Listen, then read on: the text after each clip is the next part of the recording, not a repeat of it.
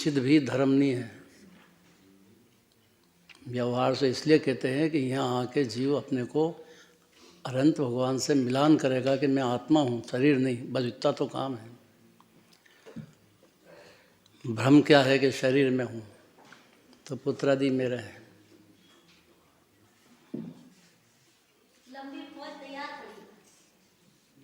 अब बच्ची है, ब्याह हो गया, अब उसके घर में रहने दो उसको। अब उसमें क्यों हस्तक्षेप करें अपन? वो स्वतंत्र है ना। यहाँ तो बहुरानी से प्रेम करो, घर में रहना है तो उसकी तारीफ करो बहुरानी की। इतना मूर्ख जीव है कि इतना भी नहीं समझता है। लड़का भी हाथ से चला जाएगा अगर बहू की तारीफ नहीं करिए तो। क्या ऐसा हो जाएगा? ऐसा हो रहा है संसार में।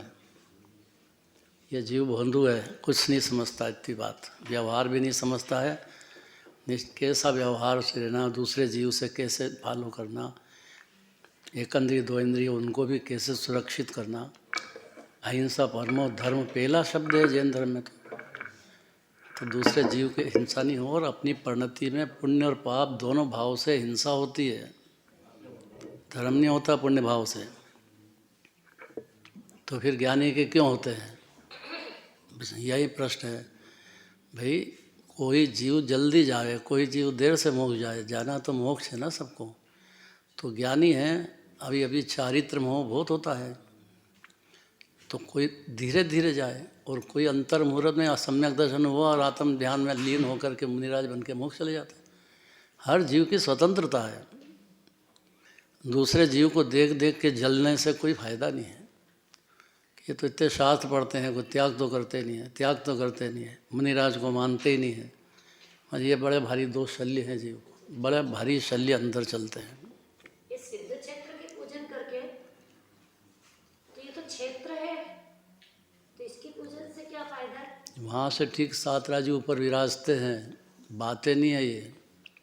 जितने भी एक एक सिद्ध भगवान के नाम ले रहे हैं वो सब ठीक 7 राज्य ऊपर हैं, शरीर नहीं है उनको। तो जीव शरीर नहीं है, इतना ही तो मनवाना चाह रही है जिनवाणी।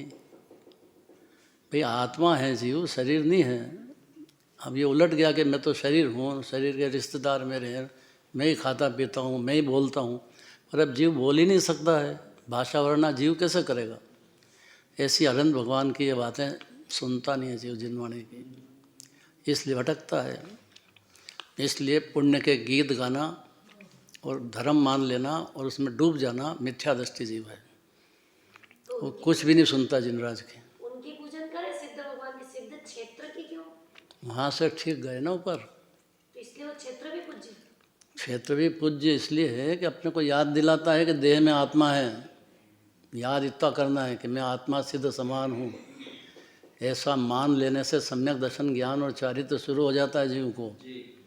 अपने को आत्मा ही नहीं मानता है जीव, बस इसलिए तकलीफ है।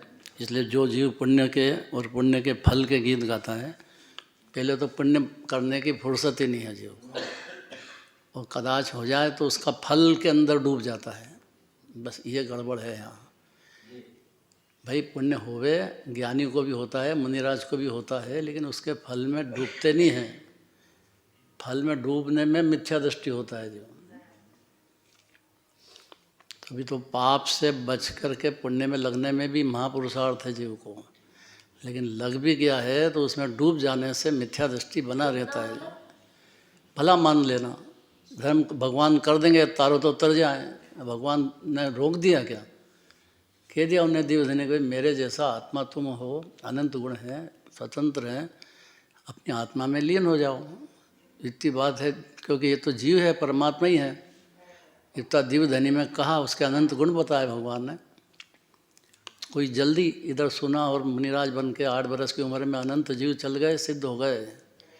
अब कोई नहीं इतना पुरुषार्थ कर सके चारित्र में, तो धीरे धीरे करे। चौथा गुण स्थान ले, देश व्रत, महाव्रत, अनुव्रत नहीं ले सकता है तो भावना तो भाए कि मेरे को ये लेना है, लेकिन उसका फल नहीं चाहिए पुण्य का। बस यहाँ सारी गड़बड़ है। तो हो ही नहीं सकता भगवान का भगत। पुण्य और पुण्य के फल की लाभ बुद्धि वाला, अर्थात स्वभाव को लाभ बुद्धि के अभाव वाला, सीधा नास्ति अस्ति कर दिया। भगवान की पूजा पाठ करिए, मेरे को भगवान तार देंगे, लाभ हो गया, मैंने इतना काम कर लिया, 6 आवश्यक पाल लिए, ये तो पुण्य भाव है। उसमें लाभ मान लिया तो स्वभाव आत्मा है और आत्मा सुख की खान है, अनंत गुणों का दरिया, ये नहीं मानता है जीव। लाभ बुद्धि इधर हो गई तो आत्मा की लाभ बुद्धि कहाँ रही फिर? तो भगवान कोई नहीं जानता है, भगवान तो आत्मा में लीन हो रहे हैं। जितने सिद्ध भगवान है अनंत काल तक आत्मा में ही लीन रहेंगे, तो ये आत्मा परमात्मा है। अपने आत्मा की महिमा आना चाहिए ना जीव को। तो लाभ बुद्धि के अभाव वाला वास्तव में भगवान के गीत गा ही नहीं सकता है।